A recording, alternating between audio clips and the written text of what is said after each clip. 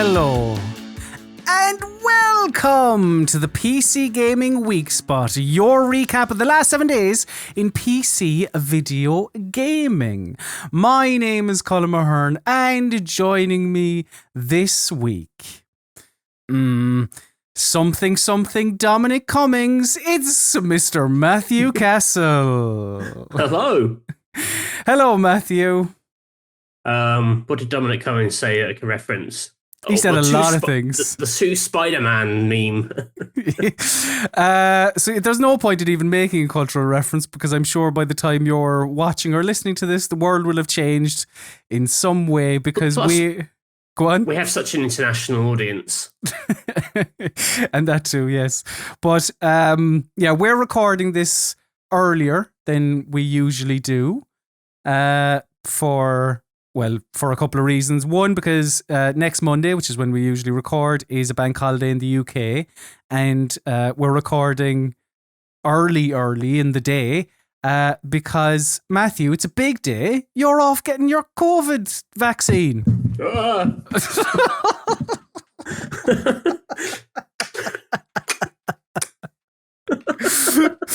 I got mine on Wednesday, and it is lightning fast. I am Team Pfizer. So, if you get the AstraZeneca, I'm sure we can have great bants with that. That'll be my favourite Pokemon team. And it's an odd one. I know some people kind of got ill from it, or some people say this is good. This is the chat I like to have before having it. I'll give you some hope. I didn't get sick, but I had this weird feeling where, for about 24 hours afterwards, whenever I lifted my arm up, it felt like somebody was just pushing down constantly. It was very odd. Really? I don't know. Yeah, very strange. But I am halfway there. You're going to be halfway there later today. So that's good. The world is returning, the new normal, etc., etc. So that's why we're recording this a little bit earlier. So fingers crossed, between now and when you're watching or listening to this, there isn't too many big things in video games or things that will change what we're going to talk about dramatically. But we will see. But look, let's just crack on, Matthew. Let's get into it. Because it is right now is, if anything is going to change, it's going to change in this particular window of time. Yes. Because it's E3-ish news o'clock. Indeed. So let's talk about some of those newses. Grab that little crank of yours and open that gob, because I have some information snacks for you. Info snacks for his gob. That was actually a yawn. I managed to combine the crank and a yawn. So in slightly smaller stories, in one smaller story that would probably be a bigger story if we were recording this after the fact. But there is some Far Cry 6 gameplay being revealed. And I hope you enjoyed what you saw, basically. Oh, fantastic. I imagine it's going to look like a shinier version of Far Cry 5. Probably. So it has leaked. So I don't know, some YouTuber or somebody, I think a Polish YouTuber, has leaked the footage online, and it is it looks like Far Cry, but I think there's a gun that you shoot what are they called, writable CDs, like CDRs, at people, and those CDs play the Macarena. Wait, how do you know? See, it's leaked. If you go no, you shoot a CD. I want to break this down. You shoot a CD into someone. If you then took the CD out of their body and put it in a CD player, it would play the Macarena. Well, the CD might be damaged when you take it out of their body, but before, how do you in know your gun, you have your gun is a CD player. The Macarena in the gun. Yeah. Oh, I thought it was going to be some Ratchet and Clank bullshit where you shoot it, it hits them, then it plays the Macarena and they dance or some, No, it's the bullshit in this is that it plays the Macarena before you shoot the gun. Oh, right. I wonder what Gus Fring's going to think about that. Is he a fan of... I hate the Macarena. A little kind of a an interesting little tidbit was that in an interview with VG247, keeping it Ubisoft related, a Ubisoft source told them that Watch Dogs began life as a driver reboot. A quote from a source said, "It was always modern day. It had on-foot, parkour combat as well as driving, all set in a large open-world city, and the main hook was always modern technology and hacking. After a while, trying to make this concept fit into the driver franchise, the decision was made to turn it into its own new IP."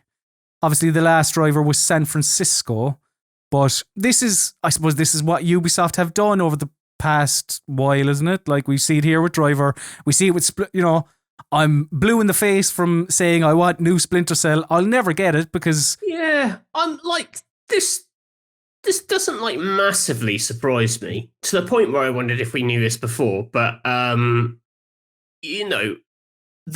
what was the weird driver with all the body hopping? That was San Francisco. I know you couldn't like take control directly of cars in Watch Dogs 1. You could in Watch Dogs 2, but if you were looking for sort of like connective tissue, you could probably see it, especially in the focus on Watch Dogs 1 on like takedowns in the drive, it felt like there was a bit more going on with the driving,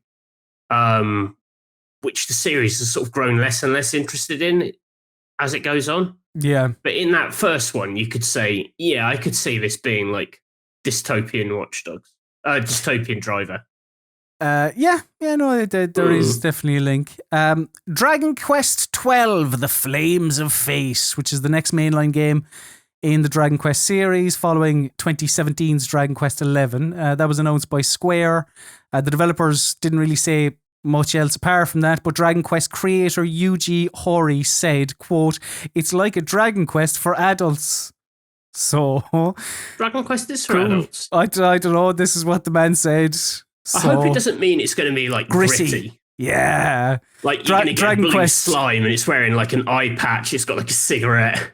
Dragon Quest, but directed by Christopher Nolan. I'd be all up for that. Sounds good. I'm going to cut you. And you're like, oh no, blue slimes. This is unpleasant. One of those cucumbers and it just drops like a C-bomb on you. Alien Isolation developer Creative Assembly recently shared a teaser image for its upcoming game. But unlike normal teaser images, they said it wasn't representative of gameplay or the game itself because it was just full of little Easter eggs for other Sega franchises. Some of them were hidden a little bit better than others. But according to a job listing, it is, quote, "something radically different in the FPS space." And this also, Matthew, is probably the Super game that we spoke about a couple of weeks ago. Super Sega shooting. Yes. I mean, I love Alien Isolation is like an all-timer. It's a fantastic game. I wouldn't call that a shooter per se, but there's a bit of shooting in it when you're what were those lads called? The kind of Bishop lads, but they were different. Whatever they were, you know what I'm talking about. Naughty Henrys or something. That's it. So I suppose when you're shooting the Naughty Henrys or that section, it does become a bit of a shooter. Like robot butlers. Yeah, but handy. No, not handy. Handy from Changing Rooms. It was something like that. Where they were all voiced by Handy Andy. You play as Carol Smiley in space. Nobody can hear you change the carpet. I'm going to take this MDF and make you a coffin. On Thursday, we're talking about this being the E3 season, a lot of reveals, etc., etc. There was a Sonic Direct, Sonic Central, I think it was called. This is to mark Sonic's 30th anniversary. I watched the whole thing. It ranged from rubbish to mediocre, but one of what is apparently, I say apparently because I've never played it, apparently one of the better Sonic games of the last 10 years. The formerly Wii exclusive, and I think there was a 3DS port as well, Sonic Colors. That's getting a remaster called Sonic Colors Ultimate, and that's coming out September 7th. And on top of that, the only other kind of notable thing is that Sega revealed there's a Sonic game in development that'll be out in 2022, but it was an incredibly short teaser. It was very hard to get anything from that really. Sonic Colors is all right. We did that. We had that on the cover of Endgamer magazine many years ago. I believe it scored somewhere in the realms of 80%. It was meant to be decent. I like the idea that they look back at Sonic in the way that Nintendo look back on Mario and Zelda, and they think, right, it's his birthday. We really want to bring back one of his cherished games for let's remaster something. Let's do like a Wind Waker HD for Sonic. But then they look at the games and they are so universally shit that they have to be like, Sonic Colors, I guess, is like probably the best bet we've got of like the resort. I mean, you're not going to bring back the Werehog, are you? Probably not, no. The thing that, I don't know, it upsets me greatly that little teaser at the end, which I think somebody did a bit of digging and into some code, I don't know, and it's because a name that's being thrown about is Sonic Rangers, but it just looks like another 3D Sonic. What are you doing? People liked Sonic Mania. Do more Mega Drive Sonic. And I was one of the outliers, I think, when it comes to Sonic Mania, in that I really liked it, but not as much as other people, because they put a real emphasis on the older levels, and the newer levels were really good, and I kind of wanted more of that. But at the same time... And they must be making more Sonic Mania, right? Because it's the only critically loved Sonic game of like 20 years. Yeah. But it just seems like they're like, nope, we're going to do Sonic, what was it called? Forces, and we're going to do whatever the Sonic Rangers thing is, but I don't know. One thing I do know, Matthew, is that there is another formerly PlayStation exclusive coming to PC, because in a presentation for investors, I'm not sure how this actually got into the hands of the general public, but it did. Sony... They revealed that Uncharted 4 is coming to PC, because in one of the slides it mentioned new growth vectors. Which is probably the most boring combination of words I've ever heard. New is exciting. Growth and vectors. It is quickly cancelled out by growth vectors. Fair. But yeah, there was a heading that said more PC releases planned, and there was a Days Gone logo there, which is obviously out, and an Uncharted 4 logo. You know, Uncharted 4 is good. That would be good, because it'd be nice to see what that game can actually like really look like, because it's good. You know, it was gorgeous on PS4, but like get that moving more smoothly. It could be. It's never had like a 60 frames update on PS5. It is a bit odd releasing just 4, I would say. Like, I know, cause, this isn't a complicated story. I mean, you just have to say, like, it's a guy who, like, steals treasure. It's Indiana Jones. Yeah, exactly. But it would make more sense to also, because they did those, quite gorgeous updates of the trilogy. And Uncharted 1 is basically terrible. But 2 and 3 I really like. And it'd be a shame, like, I don't think 4 is necessarily the best of them all, but it would be a shame not to have the whole thing. That'd be great. I would happily replay all of those on PC. Agreed. Like, I think Uncharted is an overrated series, but it's still still good. It's very shiny. Like, exactly. It's very shiny. Like, it's all bombastic. Like, the shooting is... Yeah, you're right. The shoot it is amazing, like how beloved it is, considering that a reasonable large kind of gameplay pillar of that game is not very good. I think Uncharted 4 like got away with a lot of extra stuff just because it added all the swinging and punching guys in the face. It was a lot more dynamic. It was a lot more about like moving fast. The arenas were quite good fun. Also, there wasn't as much combat. I don't remember there being as much. There were more story. Like, do you remember the bits back at the house, and like there were kind of. They played with the format a little bit in 4. It had that terrible bit where they play Crash Bandicoot and pretend to like it. Yes, get over yourselves. That is true. They should play Mario 64. That would have really shaken things up. He's like, "Do you want to play this?" And she's like, "No. Let's crack out a real game." So those are your information snacks for this week. So now it's time to get on to the bigger. It's early in the morning. Stories. I'm a bit mardier. No, I like it. But yes, let's get on to the bigger news stories in headlines and hot takes. Hello, I'm Hugh Edwards. Working in news is exciting. Yes, headlines and hot takes is the part of the PC Gaming Weekspot where we take you through the bigger news stories of the past week. And I don't think it gets much bigger than this unless they actually come out and confirm it between the time of recording and the time you're consuming this episode of the PC Gaming Weekspot. The SteamPal. So, Ars Technica had a scoop on Tuesday last week. The one with the warm R's. That Valve has been working on a Steam Switch. You've thrown me off now, Matthew. Sorry, I didn't. I just saw Ars Technica and it made me laugh.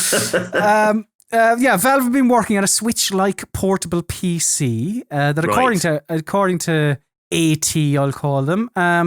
It's been designed to, quote, run a large number of games on the Steam PC platform via Linux. And Ars Technica say it could launch by the end of the year. Now, before the story actually came out, SteamDB, they noticed a change in Steam's code that mentioned this new device called a SteamPal and things like a quick access menu and a power menu. And late last year, people, I don't know, again, very clever people, dug into Steam code and they saw something referenced called a Neptune, which at the time seemed to point to a controller. And in Ars Technica's report, they said, technically that's true. The SteamPal is an all-in-one PC with gamepad controls and a touchscreen. In other words, it looks and functions like a Nintendo Switch, albeit without removable Joy-Con controller functionality. They added that one prototype is, quote, quite wide compared to the Switch.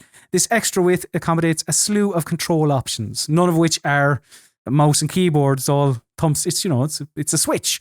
And Gabe Newell, he obviously, since the pandemic, he's been spending a lot of time in New Zealand, and he was talking at Sancta Maria College in Auckland in early May. And he was asked, will Steam be putting any games on console or will it just stay on PC?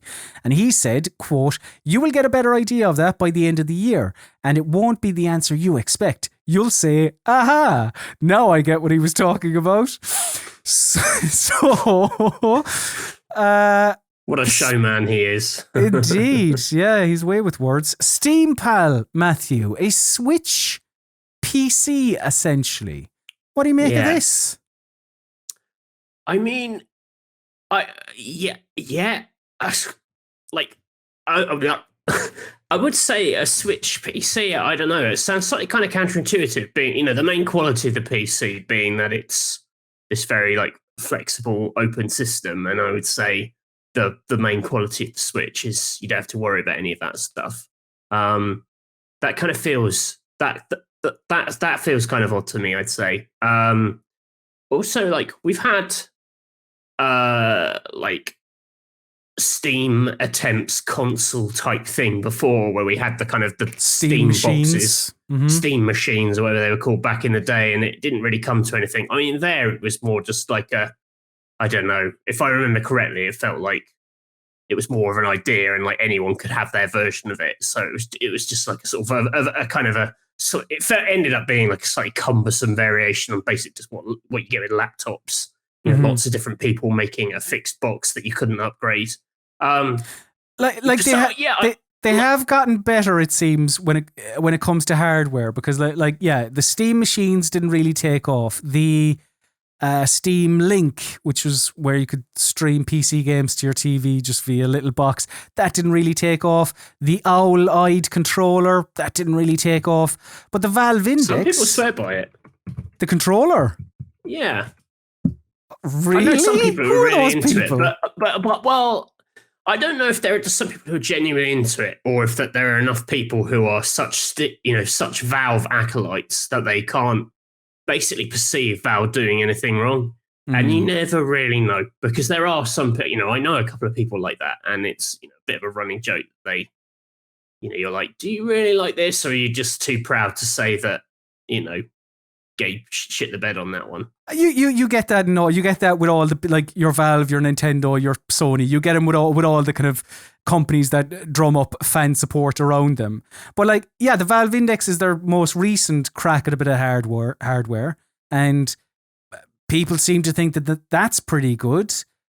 So I don't know. Maybe I'm guessing this is a self-contained thing. It's not like a portable that works with a Steam Link, they haven't said anything like that. I mean, they haven't said anything. But from the report, it does seem to be all in one. Yeah, an all-in-one thing that you can play whatever you want. Fucking Dota. Yeah, it's weird because these days, generally speaking, most I would say a lot of indie stuff that comes to PC, if it's going to come to anything else, it will also come to Switch. Switch is it's become a bit of a sort of indie wonderland, it feels, in the way, weirdly, that like PS Vita was before it.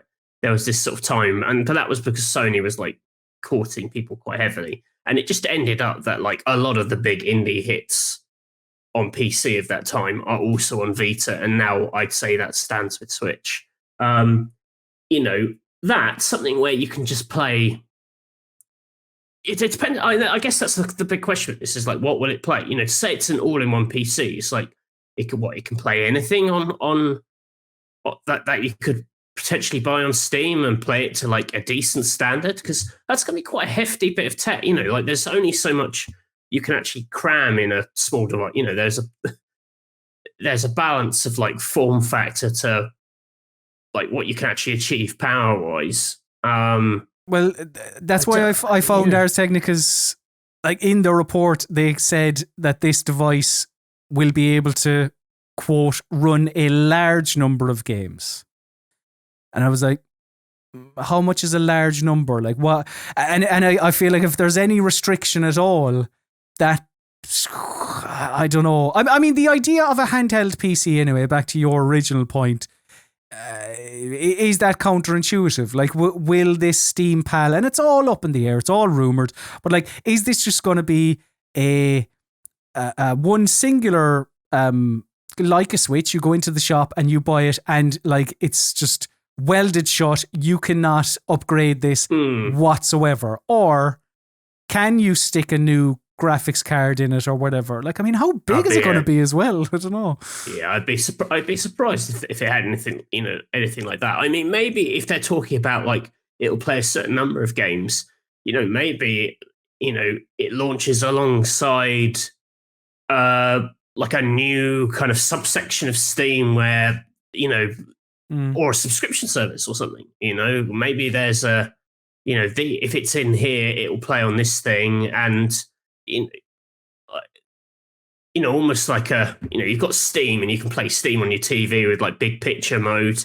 You could have like this is sort of Steam handheld, and it has a limited, it has a fewer things. We only put things on it which will run well on the handheld itself, which is I wouldn't. Maybe, does that make sense? Yeah, no, it does. Like, but at the time when they were talking about Steam machines, I wasn't entirely sure anyway, because it was like, will the PC, is that what the PC player wants? If they want to play on their TV, will they just do that via their, rather than getting a Steam machine, will they just get a PlayStation or an Xbox or whatever it is? Like with this,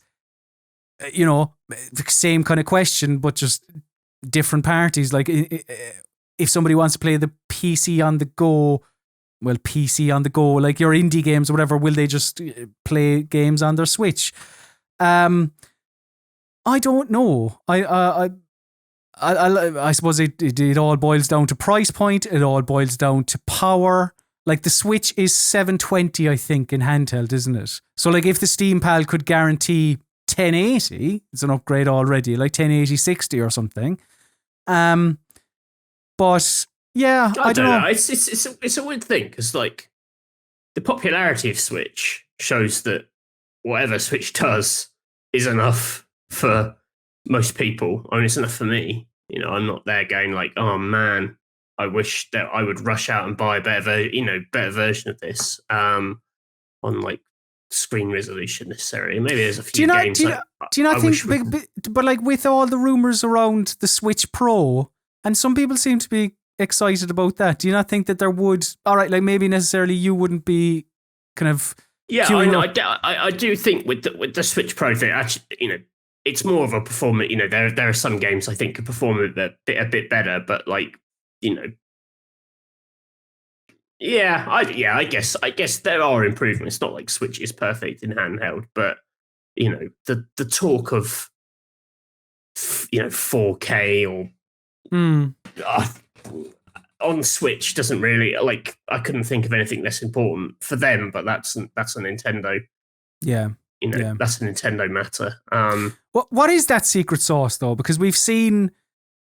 Like the PSP was a complete bust. The Vita did a bit better, but still, I suppose maybe not. If it did the numbers that Sony wanted, the Vita would still be alive. Like nobody seems to be able to find that secret sauce. Sega did for a very, very, very little while in the 90s. What do you mean secret sauce? Secret sauce for what? The secret sauce for success in the handheld market. You ask quite a broad question. What's the secret? I mean, games drive it. I mean, that was there you go. There's your answer. So do you think it's specifically this is the only machine you can play Zelda on? So like if it was sort of like Half-Life Alyx being the only machine, or sorry, VR being the only way you can play Half-Life Alyx. Yeah, I mean that is part of it, and it's also a disadvantage of Steam because Steam doesn't, Valve don't really like to play sort of shenanigans with that stuff. In fact, they've made it, one of their kind of, key foundational values of their company is that they don't play the exclusives game, and that's why everyone kicks off when Epic does it. If anything, if you are trying to sell a piece of hardware, which you tend to shift by access to exclusives, Valve don't really have that. Like, it's a bit of a hole they've dug themselves in that regard. And that's the thing, because if you're saying like, well, everything, if the general pitch of this is the handheld console which gives you like the most games or the biggest library or whatever, I'd say sure, but most of what I'd want to play, I would confidently say most of what I want to play is also available on Switch at this point, because that just makes sense to people, and that's what everyone's doing. I mean, show me a absolutely must-have, like, I keep saying indie game. I don't know why I've got it in my head. This is specifically an indie thing, but for some reason it is in my head. Show me a must-have indie game that isn't also on Switch, I think you'd struggle to find lots of them.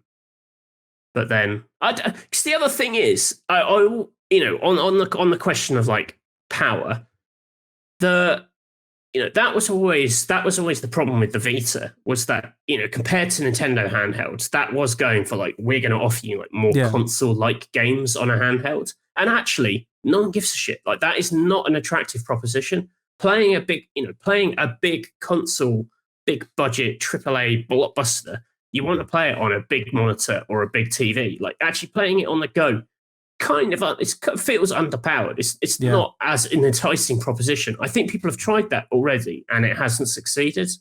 Like, I don't think there is room for, hey, that thing you love playing on TV? Do you want to play it on something the size of a postage stamp? You're like, no, not really. Why would I?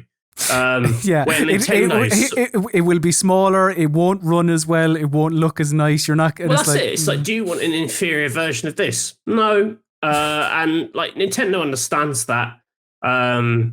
They've kind of locked out now in a way that, handheld or TV is the same thing. So they almost kind of sort of, jump past that question entirely. But yeah, I mean, it's interesting to see where this goes and what Valve's.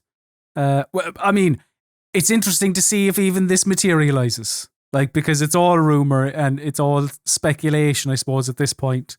But yeah, maybe Valve are getting into the handheld game. I'll be intrigued to see if if it was just a small PC or something else. The other weird thing with this is that whenever like Gabe Newell does do big interviews, like they did a big one in Edge last year around Half-Life Alyx, and like what Valve are looking at or what he's looking at is like galaxy brain stuff. Like the last time we saw them, he was talking about kind of, direct brain interfaces and all this kind of stuff.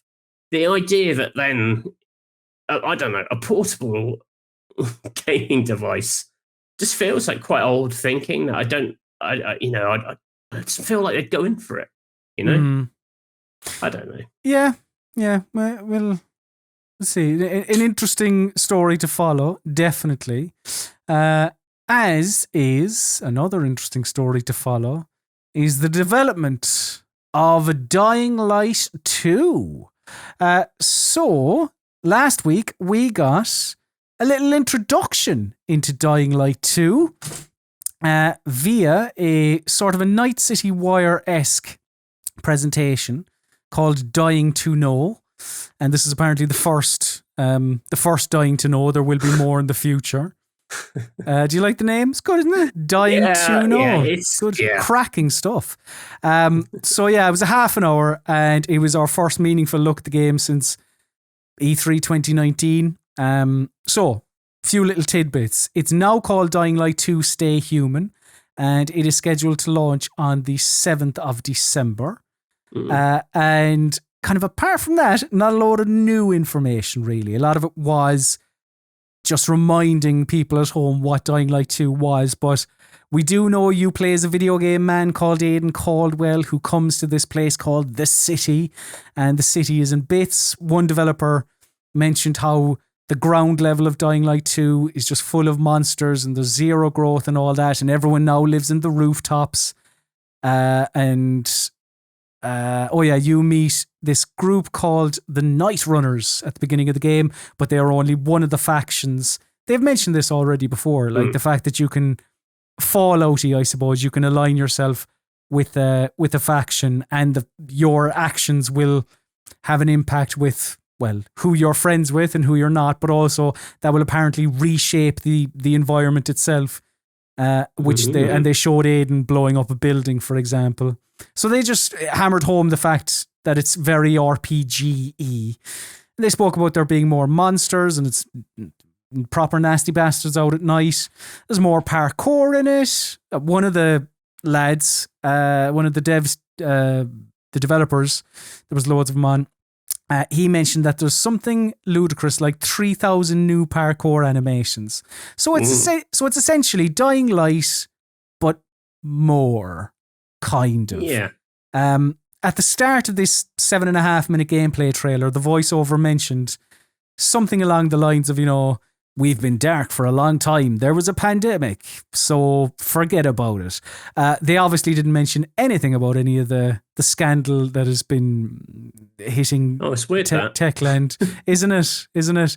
About Chris Avallone, the former narrative director, about them cutting ties with him last June over sexual assault allegations, nor did they mention anything about the allegations of poor management and a toxic work culture from February of last year, or this year, I should say. I mean, did you expect them to? Did you really expect this to open with like, listen, we've gone dark, it's been a while, you know that we have poor management systems in place?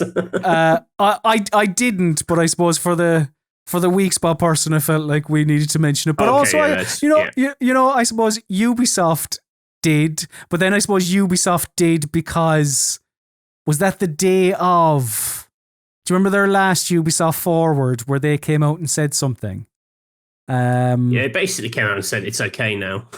Yeah. Dying Light 2.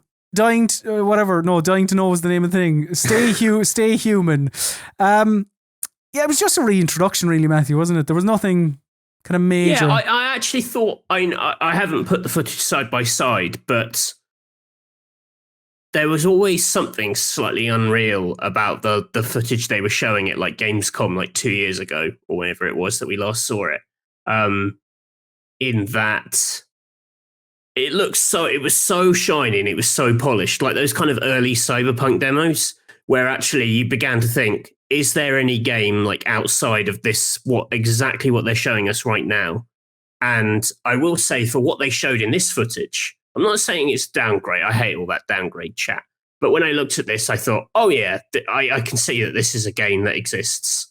Like something has changed about the look of the thing, or maybe just the variety of what they showed off. It just seemed a lot more tangible, where I definitely had some doubts about it. It was so kind of composed and choreographed, what they showed us at Gamescom in the last demo. And it looked absolutely thrilling, but at the same time, you thought, is this demo like timed down to the last second? Because it was so precise and everything seemed so bespoke. I couldn't really buy into it. But looking at this, I'm like, oh yeah, I can see that this is clearly a game which is going to come out this year. Like, just look at it. You can see it. It looks like a game. It looks a bit like Far Cry. It looks a bit like, yeah. It has a kind of a sort of texture and motion to it, which, the fire graphics look a bit rough, and you're like, okay, that's real. You wouldn't show something that, you can just tell it's real. I don't know if that's a dumb point to make, but sometimes with these games you think, nah, but this one I think, yeah, that looks legit. Yeah, I mean, it's obviously, I didn't really put it in the cyberpunk category until they started the live stream, and it was very clear that that's where they were kind of either on purpose or not, but it felt like that's where like this was going to be this year's cyberpunk, essentially. With these, we're going to have these regular updates, these big production value live streams, and we'll keep you up to date, and by the time the game comes out, you'll be completely sick of it because you'll know every little thing about it. But it is I can understand why they're doing it. I actually thought the first Dying Light was really good, and it really grew on me. Like, it took me some time to click with it, and I thought it was quite actually ill-served by its preview run-up, because it's sort of, not that it sold it as a different thing. I don't really think it kind of captured the true appeal of it, or maybe the appeal of it only emerges from like playing it. The power curve was very specific in that game, and quite, you did feel yourself becoming quite satisfyingly powerful and capable in that world, which was very, very appealing. Also, like the second half, the sort of second area in Dying Light 1 is a lot more interesting than the first area, and so it just, the whole thing kind of improved as I was playing it. And I wonder if, this is a series that does have some real diehard fans, lots of diehard fans who kept on playing it for, I think Dying Light is sort of like almost surprisingly a big deal. No, I totally agree. Like this, I think is it 2014? Is it 2014? Thereabouts. Like, this isn't, like, it came out a long time ago, but Techland really supported it with constant updates, and I think free updates as well, and it grew into like quite a large community. Like, yeah, and then they did the sort of the expansions at the following, I think it was called, yes, which was quite a good sort of car sort of romp again, running around in the countryside shooting people with crossbows and things.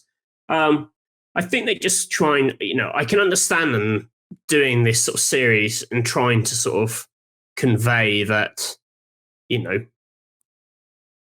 whatever they didn't convey with the first one, or that people kind of discovered and, had its own momentum, they probably want to avoid that second time round. I thought it was telling that a lot of the stuff they talked about in this demo was the kind of more the nuts and bolts, or the kind of meat and potato of like what you'd be doing minute to minute, where before they've been very hooked on like the grand kind of choice and consequence has been very much the focus of all the demos they've done, where they basically show a mission early on and then cut to later in the game and show how taking control of this water tower for this faction changes this chunk of the city, or how helping these guys kind of drains water from this whole area and reveals a new chunk of the map or whatever. And, these big, impressive moments. But actually, I think, it is the the sort of minute to minute kind of parkour, chopping up zombies, having a laugh, getting scared, getting spooked by the spooky zombies. That keeps people playing for like I'm gonna have to cut across you there, Matthew. They're not zombies. Are they infected? No, I did really enjoy that part of the dying to know, where one of the presenters called them zombies, and one of the developers was like, "No, they are not zombies," and they really stressed it about 2 or 3 times. It was like, God, why does zombie media always have to have particular words for zombie? They're zombies. Just call them zombies. Oh, they're infected. They're runners. They're shriekers. They're shamblers. Freakers. I mean, come on. I know a zombie. A zombie can be many different things. Yeah. So yeah, I'm up for this. I love the verticality of the city. I really like the color that you seem to get on those rooftops, where it's all like, green trees and sunny skies and everything. I think that's quite appealing. I like that there seem to be a fair amount of fighting with like human enemies and stuff, which I think is, the whole zombie threat is obviously key to this, or whatever the fuck they're called. The whole kind of undead, the whole infected zombie. It's fine. Yeah. Zombie. Okay, we'll stick with zombies. The whole zombie threat is obviously like vital and a huge part of the game. But when they showed this off previously, I quite liked the pitch that there'd be lots of rival human gangs and factions as well, and kind of dealing with a sort of smarter, sort of malicious human enemy alongside the zombies. That's quite appealing. I'm up for that. I like the idea of fighting lots of humans on a kind of post-apocalyptic rooftop. It's a bit like how in The Last of Us, I much prefer the combat against people than the monsters. When you're just fighting gangs of, raiders or whatever on, in interesting post-apocalyptic buildings. Yeah. That's a lot more fun to me than me being quite scared of getting bitten in a scary room. Like the aspect of this that intrigues me the most is how RPG it is and how much the world changes. Like, I think the language they used during this gameplay trailer was quite careful because, CD Projekt Red and Cyberpunk, they fell into the trap of bigging it up a little bit too much, talking a very big game that when the game came out, people were like, "What? Is there much difference between a street kid and a corpo and whatever else?" Like, here they are saying what you do and who you align with can impact the world. It can impact a lot of different things, but they also didn't. For me, anyway, it didn't feel like they bigged it up to a totally unrealistic extent. So yeah, I mean, the first one had a lot of RPG elements. The first one basically had the Skyrim leveling system that the more you did something, the better you got. Yeah, I suppose I'm talking more about the dialogue options and the kind of thought like. Oh, okay, that I mean, like that was such a focus of the earlier demos that I'm confident that stuff is in there. The worry was that there wasn't much. It hadn't kind of come on much as a what you're actually doing kind of day to day in this game, and it's fine having these big choices that change everything. But if it was just more Dying Light 1, I think that would have been a bit underwhelming. But this seemed to have a different enough sort of sense of motion to it. Yeah. Well, bad, naughty company policies aside, I'm kind of quite up for this one. Yeah, so 7th of December. And as you say... That's terrible. What terrible fantasy thing that is. I mean, aside terrible things, I think I can put that aside and be pretty excited. Matthew, can you be pretty excited about a new Final Fantasy game? And look, before you say no, of course not, because it's Final Fantasy, let me tell you a little bit more, because this one is called Final Fantasy Origin. We don't have any footage of it because it's all rumor, so if you're watching this, you're just watching an old Final Fantasy 16 trailer. But Final Fantasy Origin is a game that is apparently a game that Square Enix is working with Team Ninja on. Team Ninja, the developer behind Ninja Gaiden and Nioh. And it's a spin-off. It's supposedly going to launch on the PlayStation and PC. And Fanbyte reported on it early last week. They said the game, which appears to be exclusive to PlayStation 5 with the PC release further down the road, will be one of Square Enix's tentpoles at their upcoming E3 show. Square Enix hopes to release an alpha demo this summer, not unlike Neo's public alphas, to solicit feedback from the audience while the game is still in a fairly early state. Now, Fanbyte also added that it's going to play an awful lot like Nioh, but they're going to try and make it more accessible to a wider audience. And their sources say as well, and this might be, kind of an important part of the story, they say that the team that worked on Dissidia Final Fantasy NT is also behind this. So, because Team Ninja, this wouldn't be Team Ninja's first foray into the world of Final Fantasy, I guess. Right. So yeah, a kind of a Nioh, maybe Ninja Gaiden, very action heavy Final Fantasy. Is that something you could get up for, Matthew? Yeah, I think so. I don't think it will be I can't see them making something that's like Nioh difficult. Well, yeah, that's the kind of I suppose goes back to them talking about making it more accessible, perhaps. Yeah, I mean, yeah, quite sort of flashy. It's just, I don't really know what they're sort of doing for Final Fantasy. It's a bit straight because the main game's becoming more like action RPGs in themselves. It might be odd to have another similar moving thing kind of alongside it. But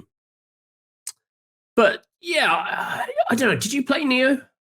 I didn't. No, I didn't. It's so hard. I bounced right off it. I was absolutely terrible at it. It was so hardcore. I just couldn't see them doing that to Final Fantasy fans, that's for sure.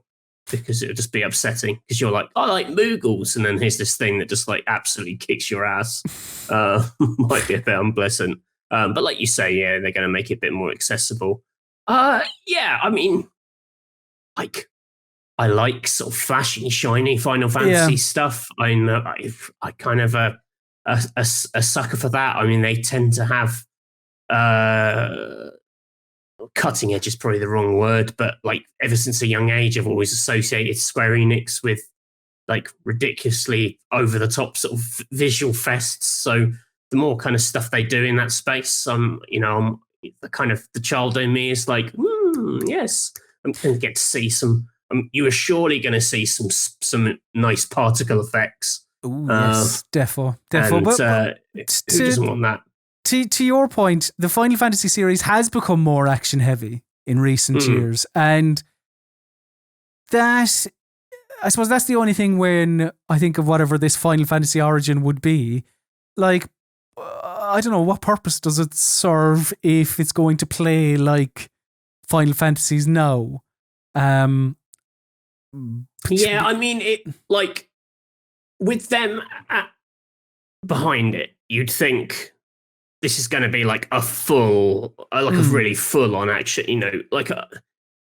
Even though mainline Final Fantasy has been dabbling with real time action systems, they are no way near as precise or punishing as what Team Ninja do. I mean, that they are practically different genres, even though they may look similar on the surface.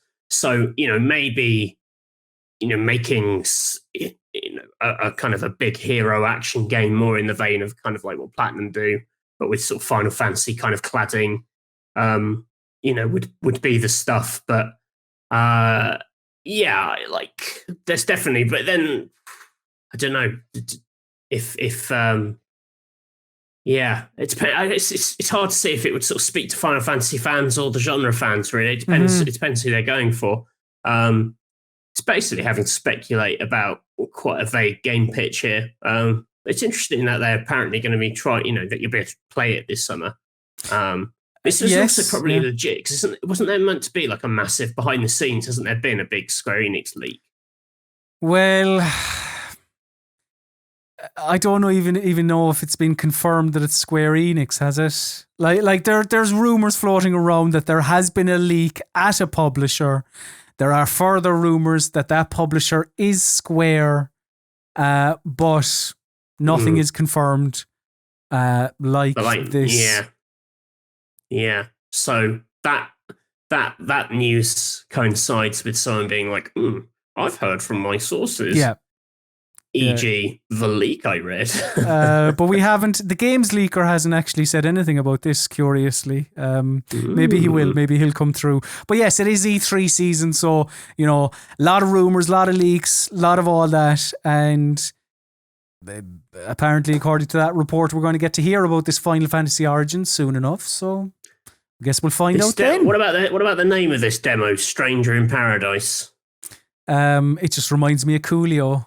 Really, that's where my Gangsta's Paradise. Coolio song? Gangsta's Paradise. Oh, Gangsta's Paradise. Yeah, right. That's where my mind goes. Maybe it's Stranger in Paradise because it's like a human character in a Final Fantasy universe. Maybe that's their angle. Maybe it is a ninja. Maybe it's an incredibly violent ninja. Oh shit! No, actually, that would get me excited about a Final Fantasy game. Would you play a game where you're a ninja who finds himself in the Final Fantasy universe? 100%. They have to. Does he have to deal with it, or do they have to deal with him? I don't know who the odds are in favor of there. Oh, probably the ninja. The kooky hijinks that this ninja would get up to. Sign me up. I'd love it. Oh, imagine beheading a Moogle with a samurai sword. The joy, the sheer joy. But what's that? Up ahead, it's a right angle, Matthew. It is a tech corner. And excitingly, this is one of those tricky ones in the space-time. I feel like we've already had a tech continuum. corner. Because we talked about the Steam Portable. I suppose that's kind of this a real like a tech double corner. serving of tech corner. Double tech corner goodness. Why would Nvidia, you do this on an early episode as well? Nvidia is apparently announcing the RTX 3080 Ti graphics card on Monday. So Matthew, my question to you is, because they're announcing that on Monday, the people watching and listening will be doing that on Tuesday. Can't confirm if the 3080 Ti is real or not right now. But my question to you is, what is something that you just missed out on? So something that has already been, I don't know, something you were late to the party on. Oh my God. I wish I'd had that one to prep in advance. I wish I did too. I was just kind of crawling over the finish line there. I mean, I've been late to the party in a lot of things. I mean, you could argue I was late to the party in, working on games magazines during the clear, end of print era. Right.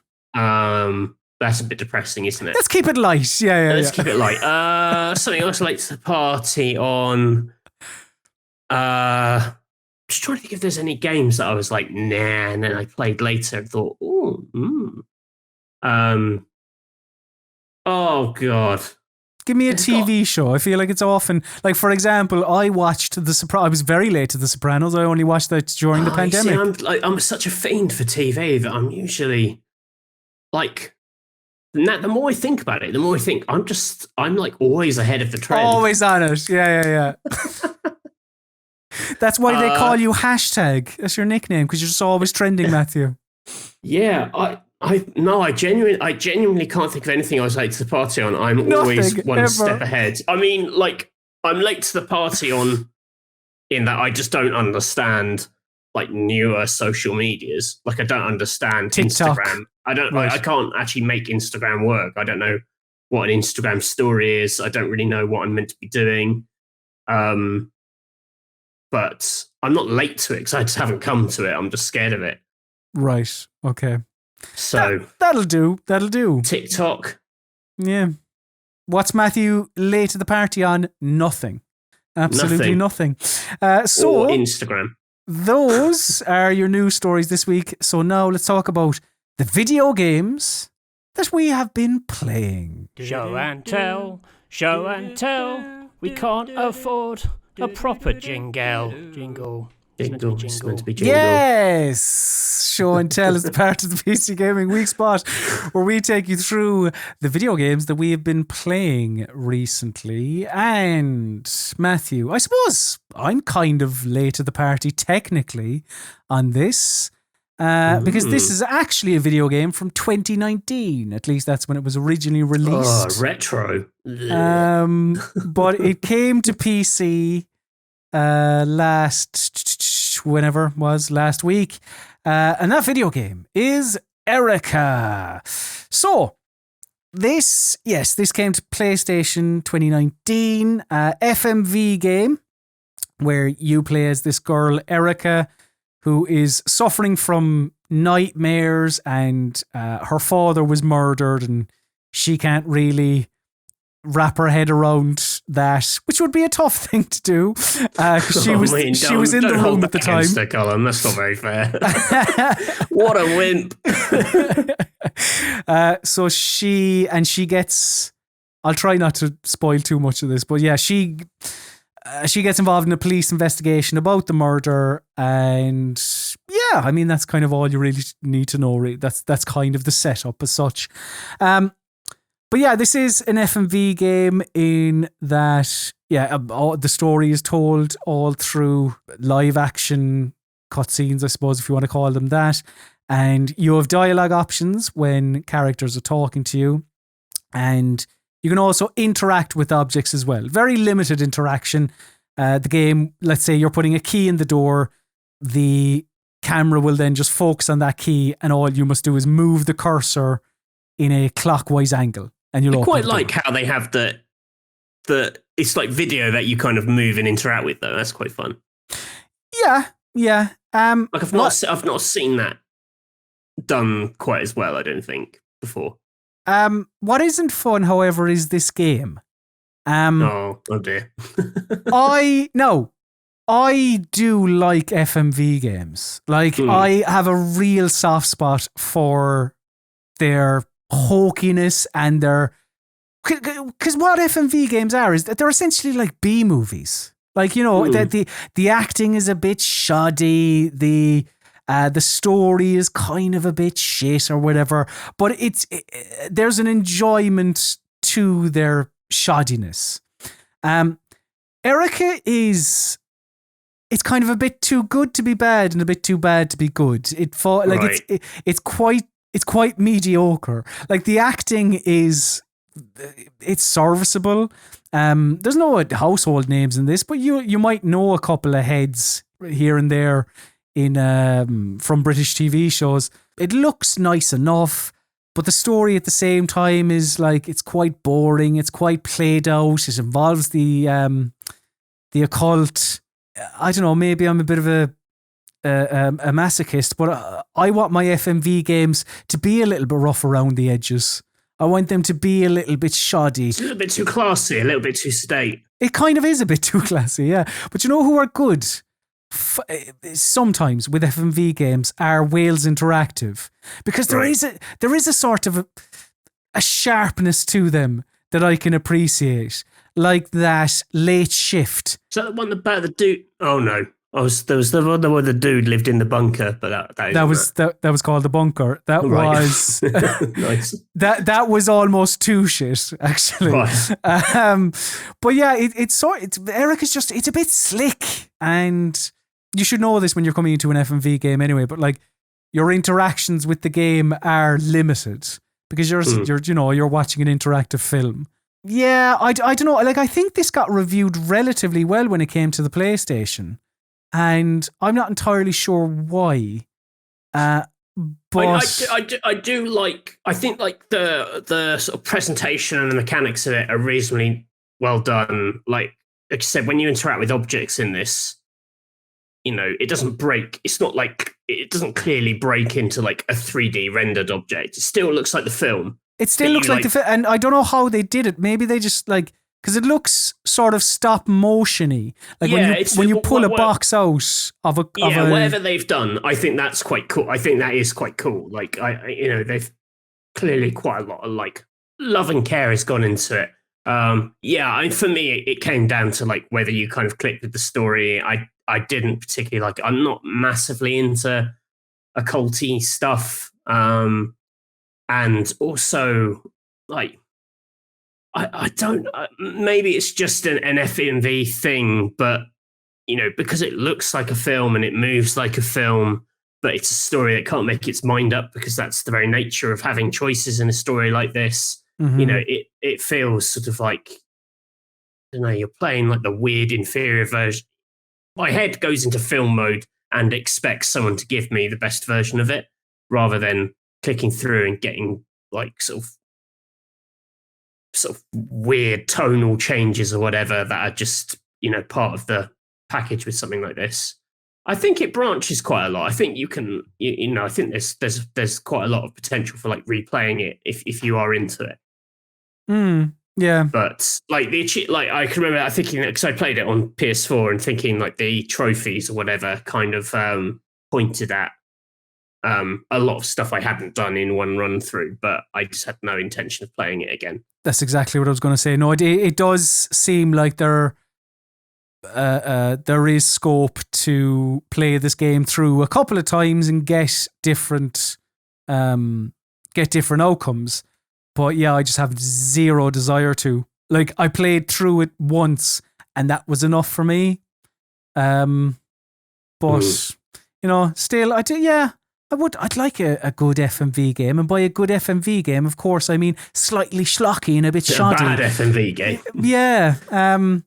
But yeah, that's Erica. Matthew, you have been playing what I'm going to call a very strange video game because it's called Strangeland. Oh, I see what you did there. Yeah, it's very good, wasn't it? I know it's early in the morning, but come on. What is Strangeland? Strangeland is a point-and-click game by Wormwood Studios, published by Wadjet Eye, who I think that's how you pronounce it, who are the fine purveyors of point-and-click games built in the kind of older style, like their own games. Kind of are keeping the tradition alive. This is a quite surreal, quite nightmarish trip into a sort of hellscape where you are this unnamed chap in a straitjacket who awakes in this landscape to see a woman falling down a well when he enters this sort of carnival land, and the general goal you are given, or the mission you take on, is to save this woman. She clearly means something to you, and you have to kind of unpick what's going on, how to save her, while navigating this sort of nightmarish land.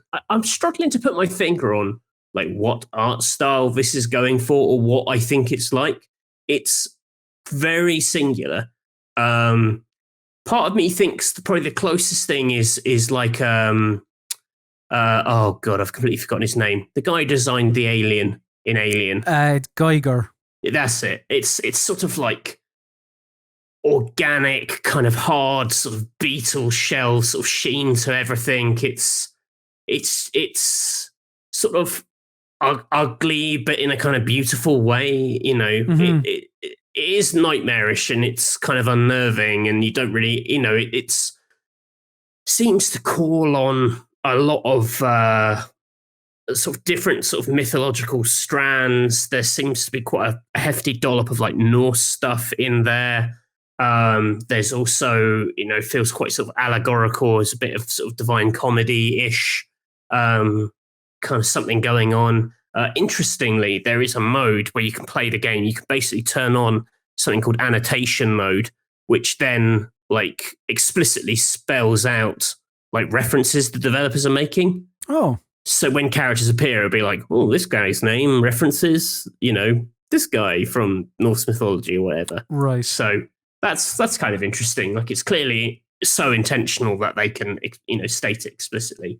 It's quite a like condensed point and click game. It probably took me about 3 hours, 3.5 hours maybe to get through this from start to finish. You have this sort of one location that kind of stacks in interesting ways that I won't sort of spoil. But it's a relatively small space. You're not dealing with like a vast sort of like 50 item inventory and all this kind of stuff, but it does follow the rules of picking up stuff, combining stuff, using items on the environment. It's very traditional in that sense. What's quite interesting is that there are like multiple solutions to certain puzzles, which can have an impact on like outcomes. There are kind of sort of stranger, like it feels like there are some things which are like sort of stranger kind of riddles that you can solve, or then there are like more explicit solutions to the same puzzles. Again, kind of hard to talk about without spoiling. Like, Yeah. It feels I've tried to kind of cut around in this footage as well, like anything which spells out like how you do any of it. The art style of this is trippy, isn't it?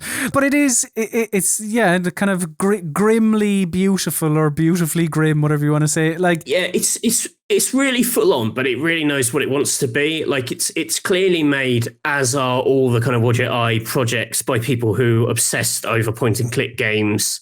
So it feels like quite a refined version. It's people who played a lot of them and have tried to avoid some of the pitfalls. So, like, I'd say it's you make relatively smooth progress through it. There is like an inbuilt hint system if you want it. There's not, like, the world isn't so big and the inventory isn't so big that you feel like you're just having to click on everything to make it work. Like, there's not a lot of kind of like pixel hunting for like hidden objects or anything. It plays quite fair. I think, even though it's a very strange game and it kind of talks in this sort of language of riddles and it's all a bit sort of metaphorical, I think it is, I think it does give you enough clear pointers of what you're meant to be doing at any given time. So it's kind of an interesting kind of dilemma in that, like, it's a kind of point and click game that is sort of subtly aiding you to get through it, but it's also a world which is trying to kind of keep you at arm's length and be a bit baffling. So it's this sort of interesting thing of where something quite surreal and disjointed meets something very like logical in the kind of game design. But it works. It works nicely. I liked most of the puzzles in this. I thought were pretty pretty fun. It wasn't sort of just sort of lame. I don't know, some like inventory shenanigans can be a bit tacky. Yeah, that's what I was kind of gonna ask you, is that you mentioned about there being sometimes multiple solutions to puzzles and all that, and you have an inventory and whatever else.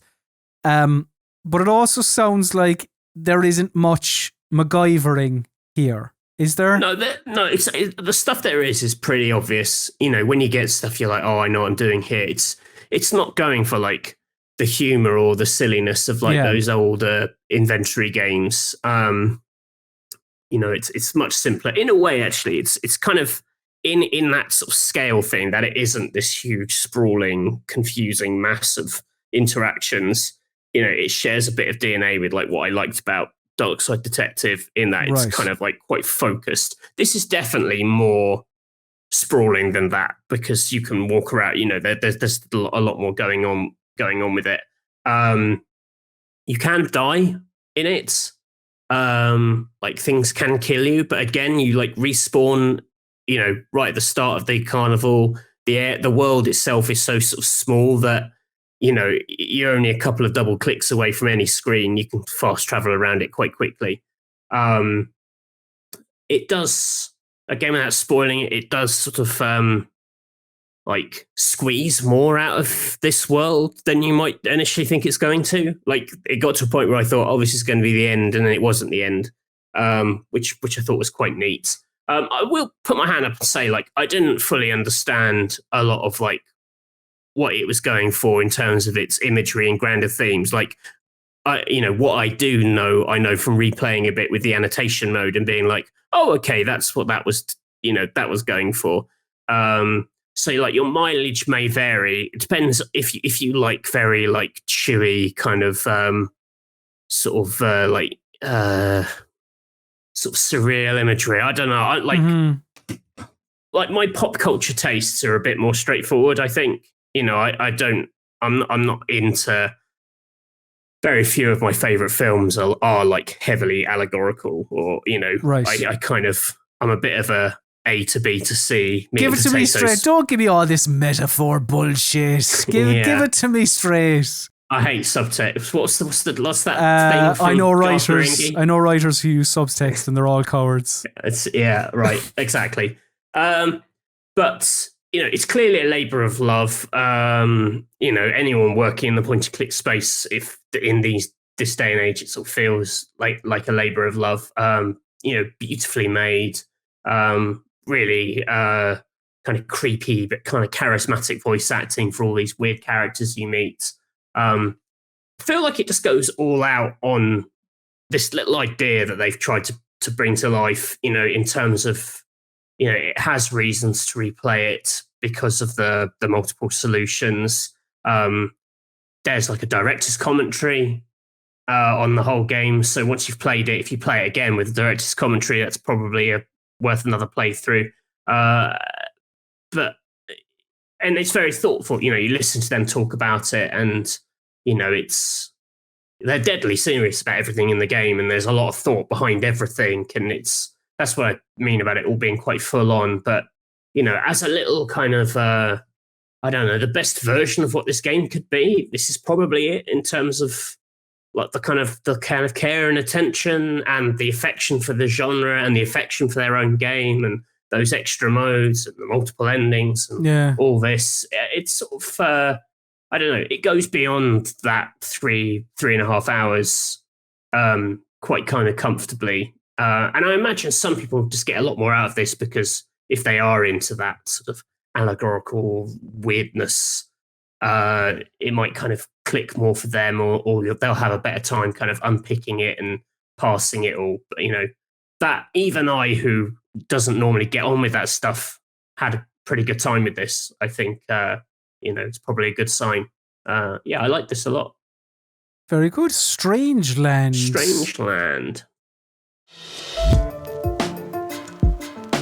If you love online shooters, you should listen to Ultimate Audio Bang, Rock Paper Shotgun's fortnightly podcast. Every second Friday, I, Ed Thorne, and I, Imogen Beck-Helling, chat about the latest news in Shooterland. We go in depth on Apex, Warzone, and more in our weekly talking points. And we also tell you about the silly player names we come across. I once played Valorant with Joey Tribbiani. Subscribe to Ultimate Audio Bang on your preferred podcasting app, or listen to us every second Friday on rockpapershotgun.com. I have been playing another game where, the message is pretty straightforward. The message is just run as fast as you can. Oh, okay. It is Aerial Knight's Never Yield. This came out about a week ago, I think. Well, by the 2 weeks, I don't know, whatever. It is out. And this is an auto runner from a singular developer called Neil Aerial Knight Jones. I say singular. It's apparently mostly all him. Like, he designed it, he did the art. But yeah, I think when he signed up with the publisher, he got a bit of help. But anyway, it is split up into 13 very, very short levels. And you run from left to right and you avoid the hazards that get in your way. So there are 4 main ways that you can manipulate your character. You can there's a sprint button, which you do to run through panes of glass, soar. You can slide under objects. You can jump really high over certain things, and you can sort of vault yourself over other things. And before you reach any of these objects, you'll see a little flash of color. Like, each object is it has an outline. And that will give you a heads up as to what button you're meant to press, what right. Input, because each action corresponds with a color, really. And that's kind of it. Like, the game runs for about an hour and a half, I want to say, and it is pretty uneventful because, apart from the very, very rare instances, it repeats the same tricks over again. I don't know, I kind of hate saying this a little bit, but I'm going to mention difficulty, and I do apologise, but the default normal mode, I would say, isn't the way to play this game. I think you're actually doing the game a disservice if you play it that way. And the reason being, right, I think you should play in hard. But yeah, the reason being that I don't think you should play this in normal is that whenever you reach an obstacle, as well as the outlined colour, in normal mode, the game slows down to an incredible amount. Like, it goes proper slow motion, giving you a chance to select the correct action. But yeah, in normal mode, it's just, Jesus Christ, it's just super slow-mo, and it actually, for a game that's, an auto runner where it's kind of pacey and it's meant to be exciting, I suppose, it halts the game, really. Whereas in hard mode, it still goes into slow motion, but just not to the point where you're sort of waiting for the game to actually resume. But the one area of this game that it just absolutely nails is the style, the art, and the music. Like, it is absolutely terrific. I think it draws a lot on the developer Aerial Knight. Like, it's set in Detroit.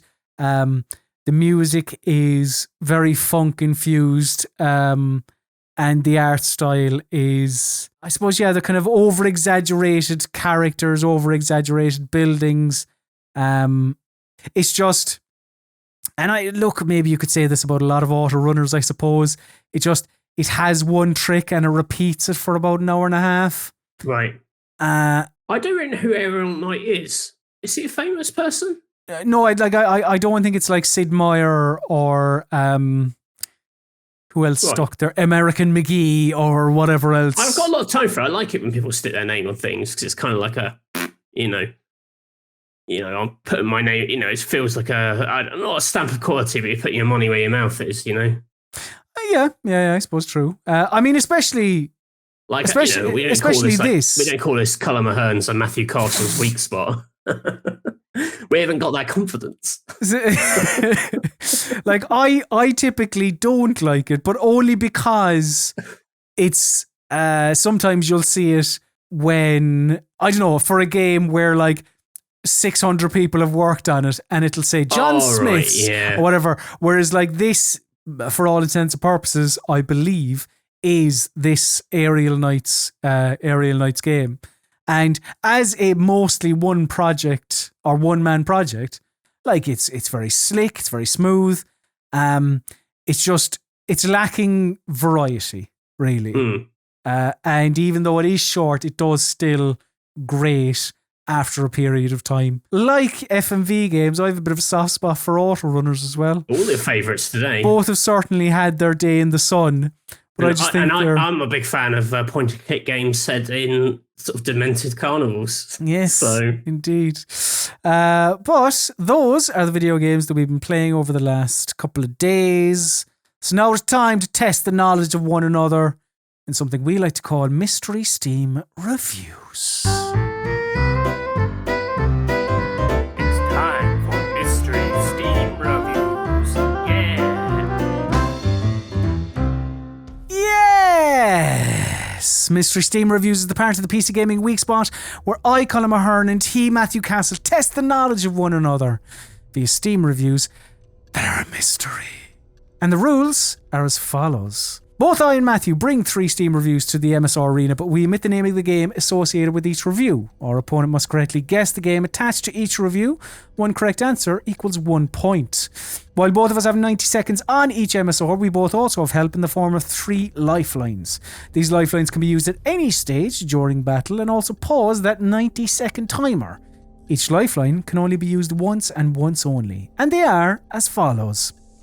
Publisher, which I think we have sorted out since the last time, where the hot seat haver learns the publisher of the game. Second opinion, where a second review is given to the fiery chair sitter. And genre, where the genre of the game is revealed to the one with the warm arse.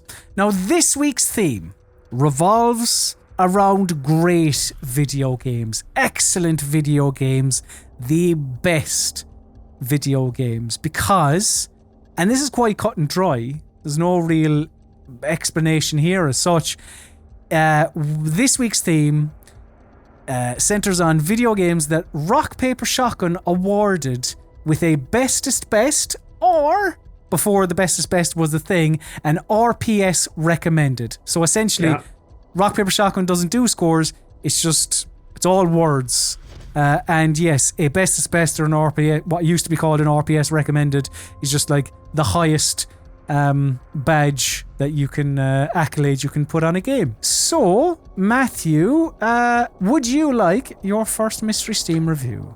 Hit me up. Best game I've ever played on PC. Amazing storyline.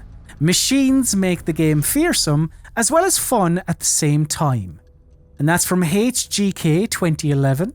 It is a recommended 21.4 hours on record. Matthew, your time starts now. Oh my god. So we can ignore best game I've played on PC. That's simple. A storyline. So a game with a good story and machines. They make the game fearsome as well as fun at the same time. I'm gonna grab my publisher on this. Okay, we're gonna pause the timer at 108. I need some inspiration. I'm gonna put my hand up and say I'm not getting a lot machines. The publisher of this video game is, again, according to Steam, we've no Wikipedia, just Steam. Yeah. PlayStation Mobile Incorporated. And I'm restarting the timer. 108. Mobile? No. What does that mean? Who are they? I guess that's PlayStation. Well, if it's PlayStation, it's Horizon Zero Dawn machines. Did RPS really give that bestest best? That doesn't sound legit. Oh, I don't know. Nate really likes it, but did he review it? He really liked it on PS4. It is like one of his favourite games. He would give it a bestest best. Oh, there's too many layers to this category. Sony games. It won't be Days Gone, because that's shit.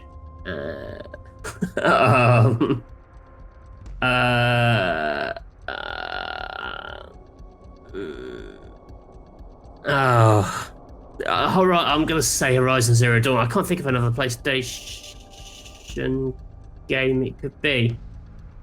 Horizon Zero. Is that your final answer? Oh, it's not Death Stranding. No, it's not. It's Horizon Zero Dawn. Is that your final answer? Yeah, it's my final answer. That's my final answer. So, amazing storyline. The machines make the game, whatever it said, fearsome and fun at the same time. Your publisher revealed that this is published by PlayStation Mobile Incorporated. You were like, what's that about? I'm guessing that's Sony. You've ended up on Horizon Zero Dawn. And I can tell you, Matthew, is your name, that the correct answer is Horizon Zero Dawn. Nice. Yes, it did. It got a best from Rock Paper Shotgun. Matthew, could I have my first Mystery Steam review, please? From dawn until dusk, hauling potatoes from Idaho and oranges from Cali. Wouldn't give it up for all the dollars in all of America. Oh yeah. Edoa AA recommends it with 16.7 hours on record. Time starts now. Hauling potatoes from Idaho and oranges from Cali. I mean, you just mentioned Death Stranding. I doubt that got a bestest best from Rock Paper Shotgun, did it? That wasn't reviewed. I don't think that got like a written review from Rock Paper Shotgun. Shit, that sounds very Death Stranding-y. But what did it say? Potatoes and oranges. That makes me think of farming as well. And I know Stardew Valley got a bestest best from Rock Paper Shotgun. I'm going to have to use one of my lifelines to shed some light on this. I suppose I could go publisher. I'm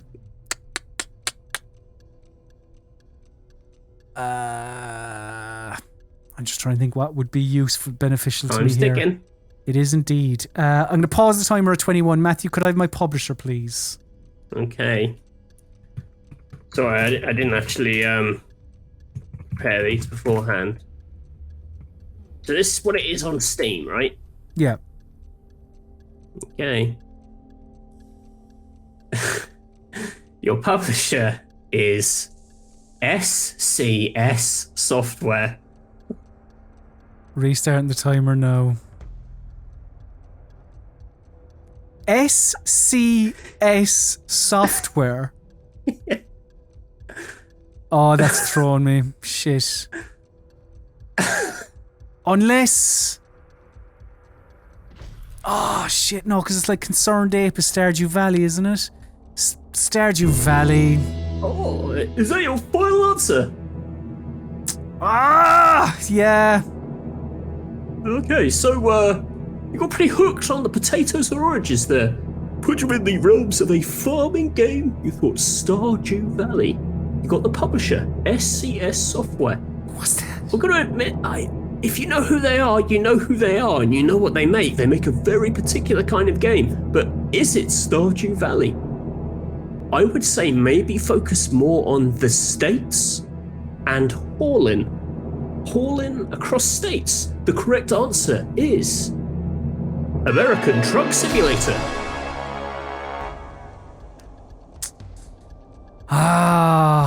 Rock, paper, shot can give a best is best to American Truck Simulator. RPS loves the Truck Simulator games. They do. Trucks are good. Dear. See, I thought if you'd asked either of the other, if you'd asked for the genre, you would have been straight in with the simulators. If you'd asked the clue, you would have heard about driving on certain roads. Yep. That was what. That was bad use of publisher. That. Well, it's like they're a vehicle simulation software house, so you'd be like, sorry about that. Matthew. But I thought it'd be fun. What I will say about this category is it's quite nice it's taken us into some games which we don't always cover. Indeed. We've never had American Truck Simulator before. No, we haven't. Matthew, would you like your second Mystery Steam review? Yes, please. You can copyright strike a children's classroom website for fan art and then flag them for removal. That's from Mr. Watt. It is recommended 5.5 hours on record, 5.4 hours at time of review. Matthew, your time starts now. You can copyright strike a children's classroom, right, for fan art. Art? Is this an art game? The thing about RPS best bests and recommended is that occasionally RPS likes something that's really freaking weird. Like, for some reason this is making me think of Art School. Art School! Which we covered on Reviews Roulette. Did they review that on the site? I don't think they did, maybe. Something where you can copyright strike and then...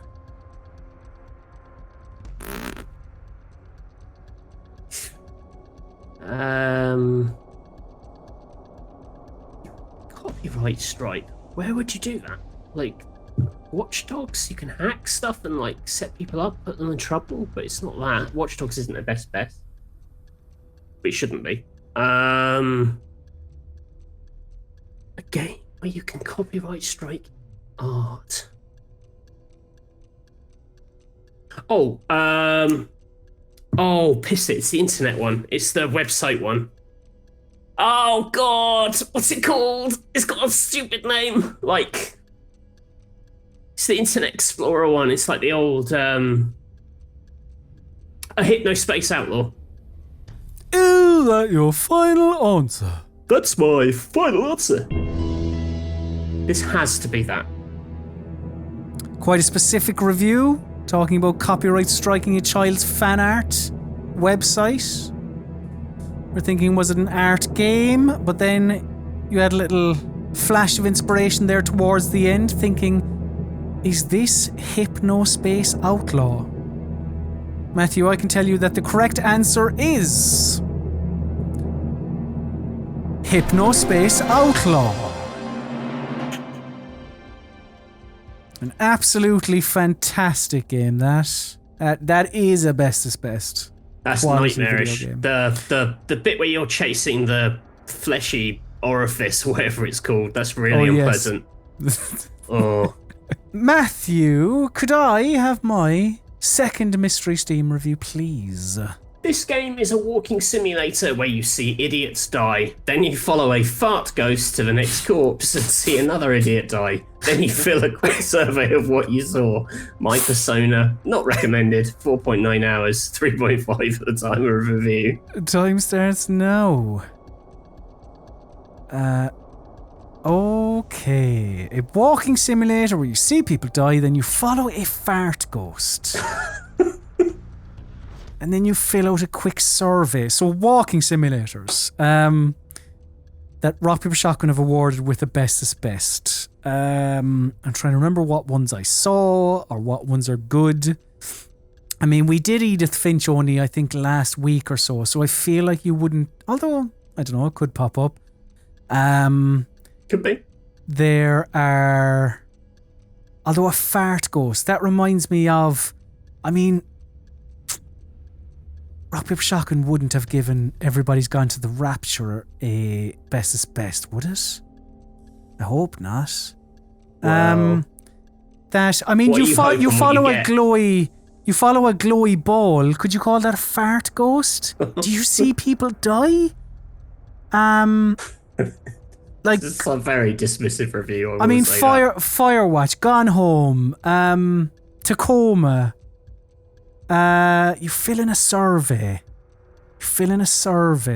Pausing the timer at 14 seconds. Matthew, could I have my second opinion, please? This is bold. This is going to be a bold turnaround in 14 seconds. This is such a deliberately ugly game that I had to abort playing it for that reason alone. I love games with a well-done 8-bit retro look, but this was just way too much, in conjunction with all the mangled corpses. Just felt dirty playing it, and not in a good way. Oh dear, restarting the timer now. A well done retro look, so it's not a walking simulator. Mangled corpses. I don't know. Do you remember Lone Survivor? That's in my head and I can't get it out. So, Lone Survivor. Is that your final answer? Yeah, it's just, and you mentioning as well earlier about, it's giving us a chance to pick games we don't, so maybe, I don't know. I mean, that could have been mind games. I could have been mind games. I have been known to indulge in mind games. As is by what? As Chris Tarrant. This game is a walking simulator. Lone Survivor. Is that a walking simulator? No. Does it have a fart ghost or something you could describe as a fart ghost? And then you fill a quick survey on what you saw. It's a very sniffy review. It's a very dismissive review. The correct answer is Return of the Obra Dinn.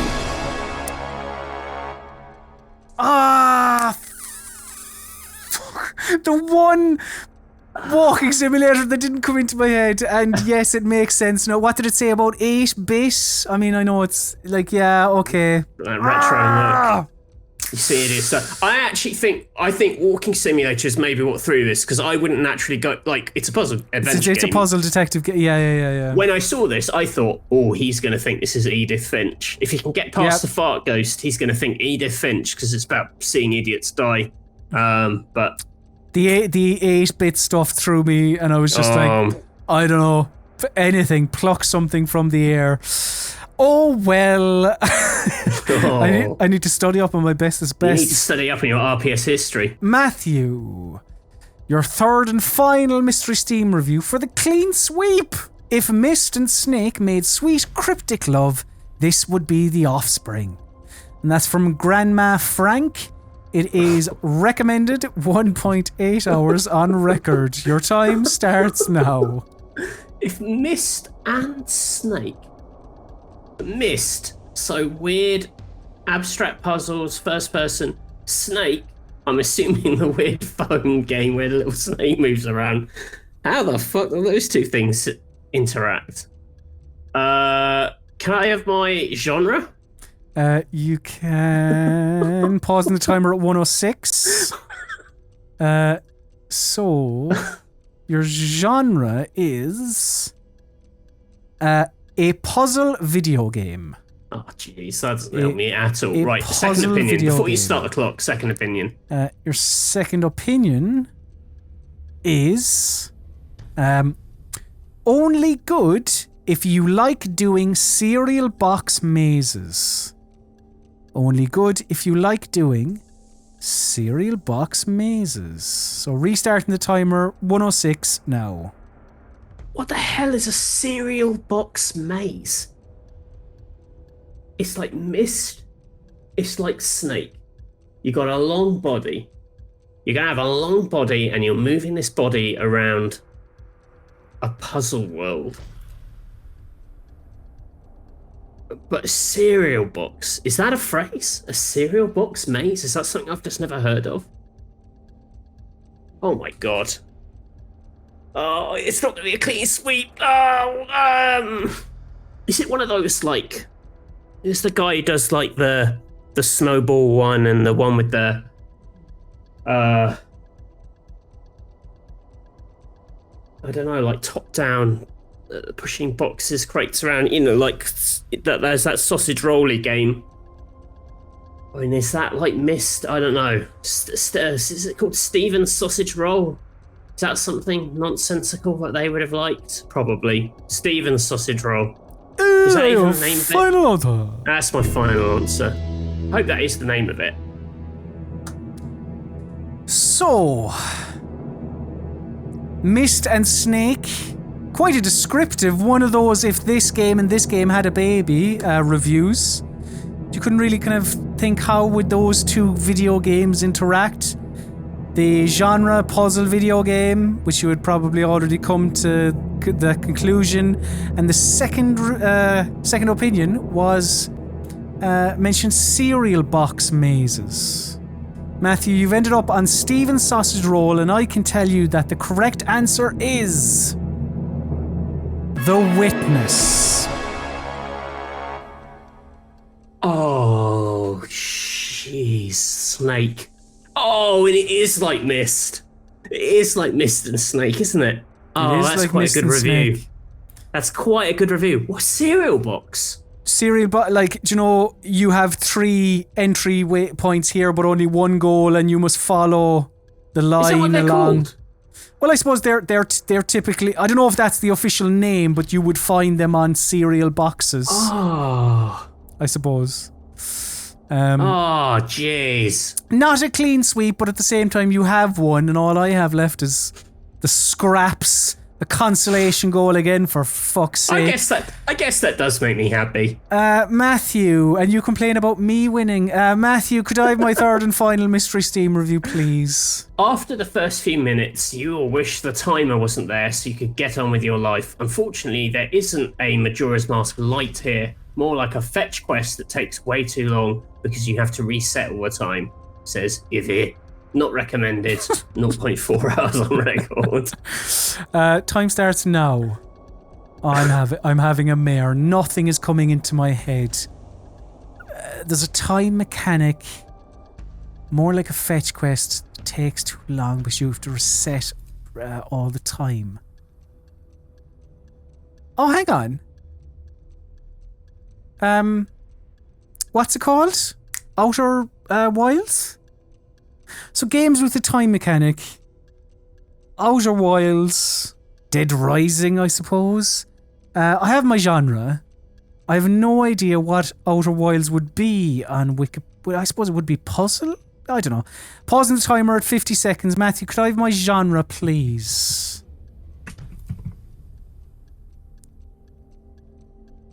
I think, yeah. This is described as an adventure video game. 50 seconds, restarting the timer now.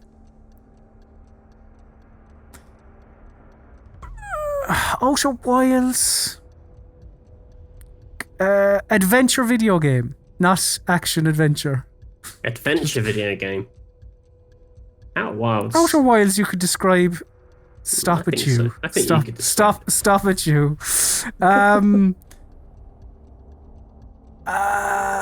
Time mechanics.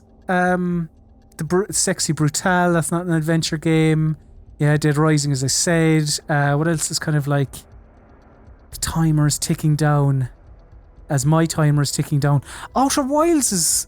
I think Outer Wilds might fit that description. It's all I have in my head. So sure, Outer Wilds. Is that your final answer? That is my final answer. Interesting. So, you've really centered in here on the time limit. It's a world that resets all the time. Quite frustrating, according to this person, but not according to RPS, who said it was a best is best. It is a world where time resets. Does it reset every 22 minutes like it does in Outer Wilds? Or is it a bit quicker than that? The correct answer is... minute.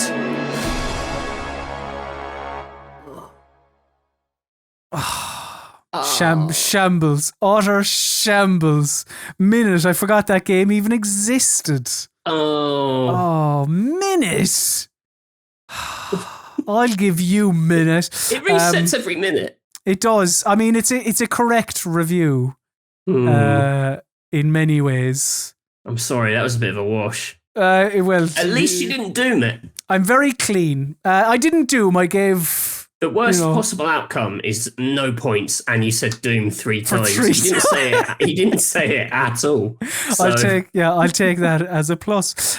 Congratulations, Matthew. So that is another Mystery Steam reviews down for this week. Best is best. Let's answer your burning questions in a segment aptly called Burning Questions.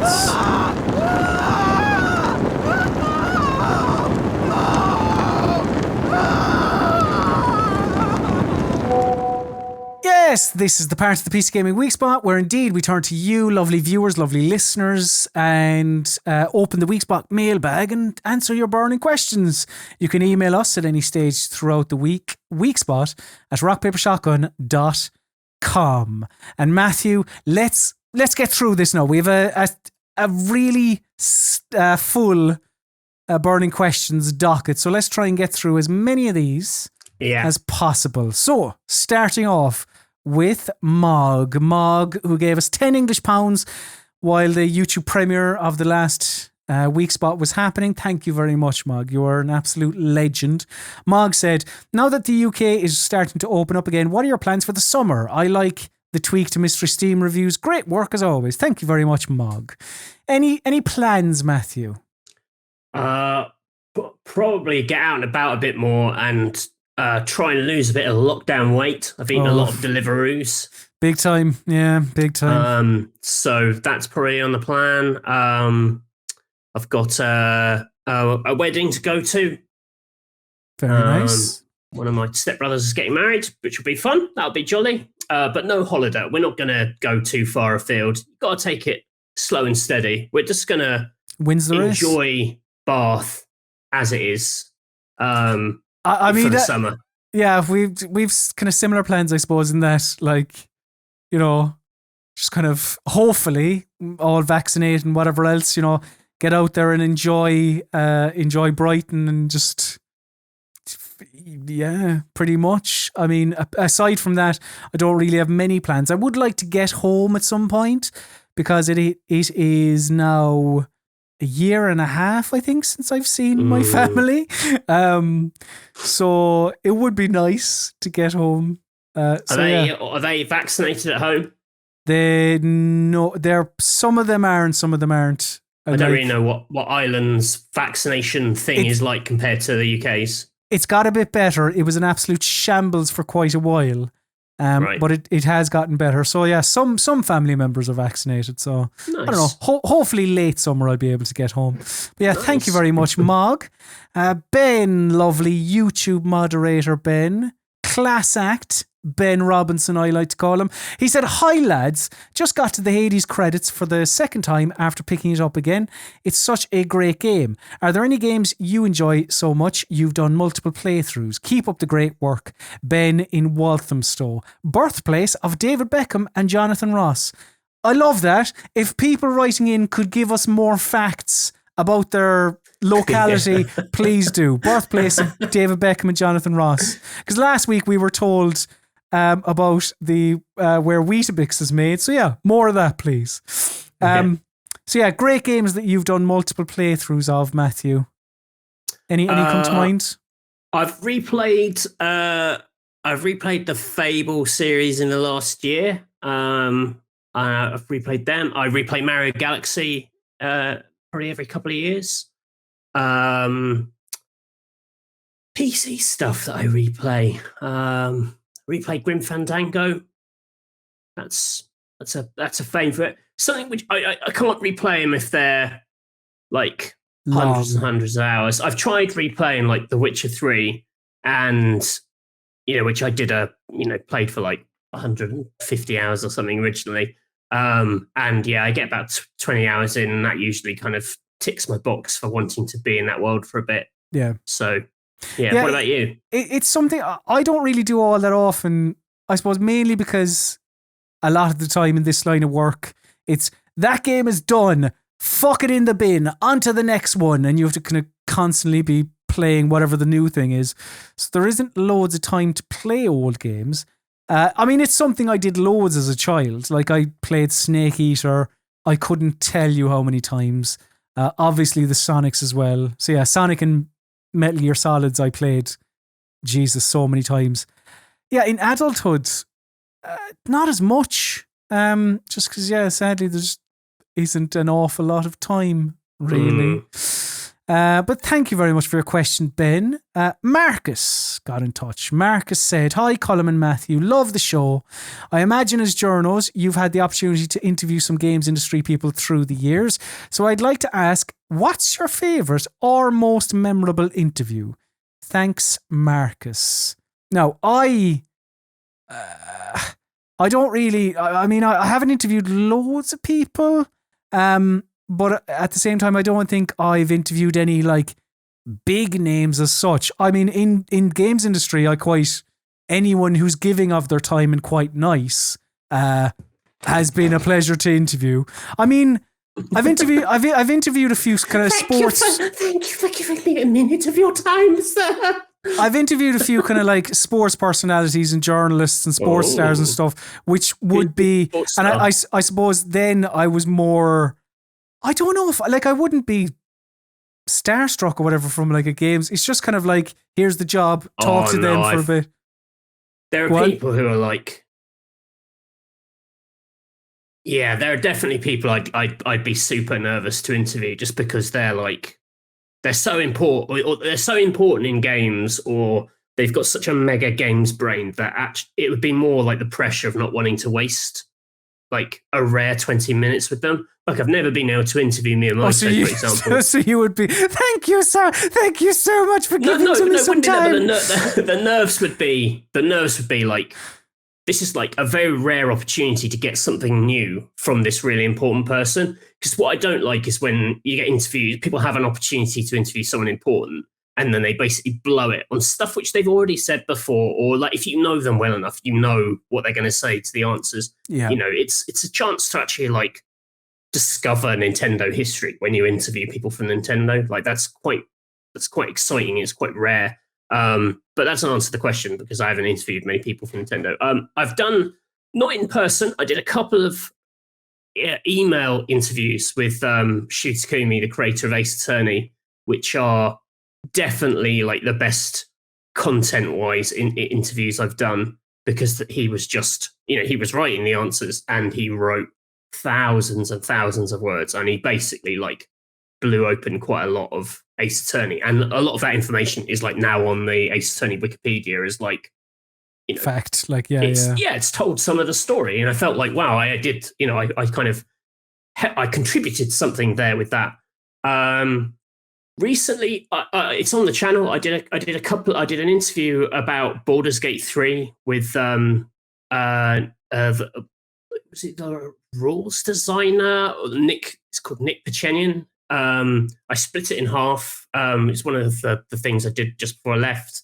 And he was just so open and so enthusiastic. The Larian people in general are like amazing to talk to because they self-publish. They don't it doesn't feel like they're answering to any other kind of power, or they're having to kind of dole stuff out. If they want to tell you something, they can just tell you something, and so you get these really open reviews and their interviews. They talk about games in this, like, they're quite open with how they think about mistakes they've made, their thought processes, and that's stuff I'm like really interested in. So, regardless of whether you're interested in Baldur's Gate 3, I'd say those 2 interviews, I split it in half, about Baldur's Gate 3 were really, really good. I was really pleased with those. Very good. Yeah. Paul got in touch. Paul said, what is the worst or most extreme rage quit you've ever done? I recently rage uninstalled a certain game because it directly insulted me for having an opinion. Wonder what game that is. Love the show and always look forward to a new episode. My missus even prepared me some mystery Steam reviews for my birthday recently. Cheers, Paul. That's amazing. What a treat. Thanks very much, Paul. I've got this, she won't watch this, so I can say, because it's Catherine's birthday coming up, and I've got this plan to do like a little sort of treasure hunt thing, but basically built around it's like Jeff Keighley presents like this birthday, because you know how he presents everything in the summer, and there's gonna be all this stuff with like dead-eyed Jeff Keighley kind of offering cryptic clues about where to go in our house. It's gonna be rad. I'm really excited about it. I hope she doesn't watch this. She won't watch this. She can't stand my voice. So that sounds good. Yes, but a rage quiz.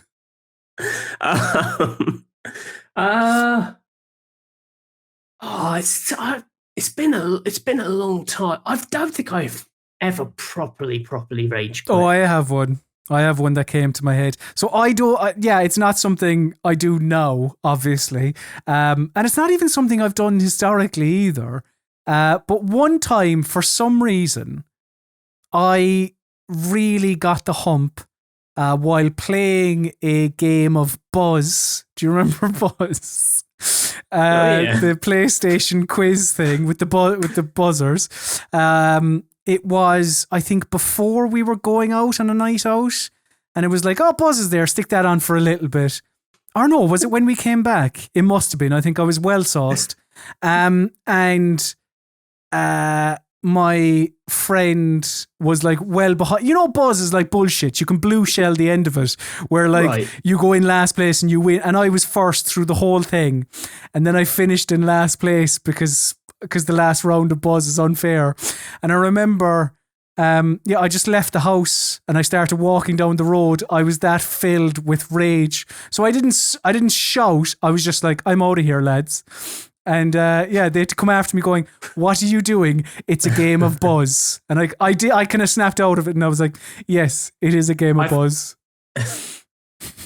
High stakes Buzz, of course. I've had a few things. I'll tell you, the closest thing I get to rage quitting these days is when I'm reviewing a game and you get to a bit which is really broken or really shit, and you keep doing it, and you've got the pressure of like, I need to finish this game, but I can't do it.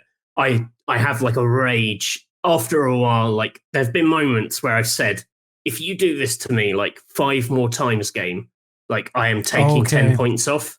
Right. Like, I'm marking you down specifically because of this. But if we can get past this, you know, and when you tell the game off and threaten it, that's when you know you've got problems. I had that in Castlevania Lords of Shadow 2, where you're trying to sneak around. There's this goat thing. And it's just a terrible, terrible stealth section. I remember that being like right now you're like, you could be an 8, but you are definitely not more than a 7 if I can't do this in the next 10 minutes. Okay. And that is on you, game. Let's see. I don't think we're going to get through all these questions, but let's see. What's a couple of short ones? Chris got in touch. Hello, lads. Got a couple of burning questions for you. You probably get this all the time, but here it goes anyway. Matthew, if you ever own a castle, will it be called Castle? And Colm, if you ever have your own column in a magazine newspaper, will it be called Colm's Column? This show is absolutely fantastic as always. See you next week. Chris from Argentina. Thank you, Chris. I'm going to say yes. If I had a castle, it would be Castle's Castle. If I had a column, I'd call it Castlemania. Like Castlevania. Oh, very good. I know it's always better when you have to explain as well. No, because it would be in a magazine and it would be in the Castlevania font. So you'd be like, I get it. When I say it out loud, it doesn't have the same impact. What's another couple of short ones here? Yadid said, always nice to field questions to you two fine lads. So since E3 is coming up pretty soon, what are your most controversial expectations for reveals this year? Cyberpunk 2077 mobile game, something worse? Maybe not the shortest question to answer, but yeah, what's a controversial expectation? I don't know. A controversial thing would be if they did do that Steam handheld. That would feel like a big Switch attack. I mean, I suppose, like, what's a series we haven't seen for a while?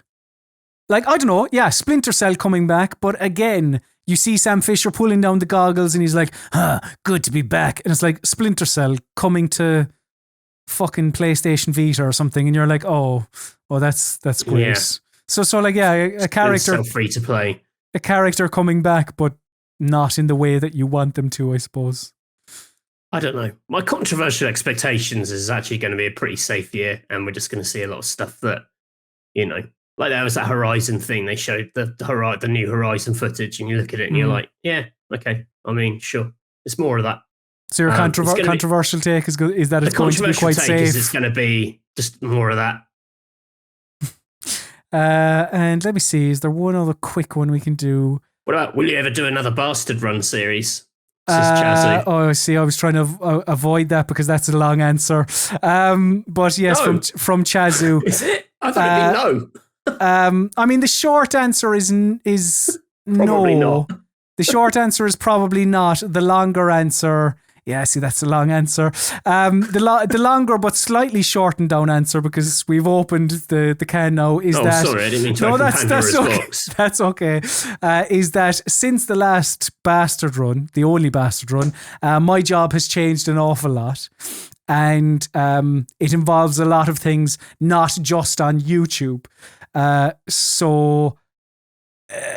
Yeah, and also there is one person on the Rock Paper Shotgun video team. It is fantastic that we have Matthew once a week for the Weekspot and for the Electronic Wireless Show. But when it comes to producing videos, there is one of us, one of me.